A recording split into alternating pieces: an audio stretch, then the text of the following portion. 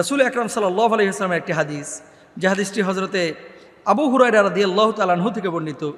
লা তাকুমুস সাআ হাত্তা ইউকাতিলুল মুসলিমুনা আল ইয়াহুদা ফায়াকতুলুহুমুল মুসলিমুনা হাত্তা ইয়াহতাবিয়াল ইয়াহুদ মিন ওয়ারাইল হাজার ওয়াশ শাজারি ফায়াকুলুল হাজার ওয়াশ শাজার ইয়া মুসলিমা ইয়া আব্দুল্লাহ হাদা ইয়াহুদিয়ুন খলফি ফাতাআলা ফাকতুলহু ইল্লাল গারকাদ ফাইন্নাহু মিন শাজারিল ইয়াহুদ।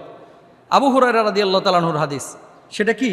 ততক্ষণ পর্যন্ত কিয়ামত সংগঠিত হবে না যতক্ষণ পর্যন্ত না মুসলমানদের সঙ্গে ইহুদিদের যুদ্ধ হবে। মুসলমানগণ তাদেরকে হত্যা করবে, ফলে তারা পাথর বা গাছের পেছনে লুকিয়ে থাকবে। তখন পাথর বা গাছ বলবে, হে মুসলিম, হে আল্লাহর বান্দা, এই তো ইহুদি আমার পেছনে লুকিয়ে আছে, এসো তাকে হত্যা করো। কিন্তু গারকাদ নামক গাছ দেখিয়ে দিবে না, কারণ এটা হচ্ছে ইহুদিদের সহায়তাকারী গাছ।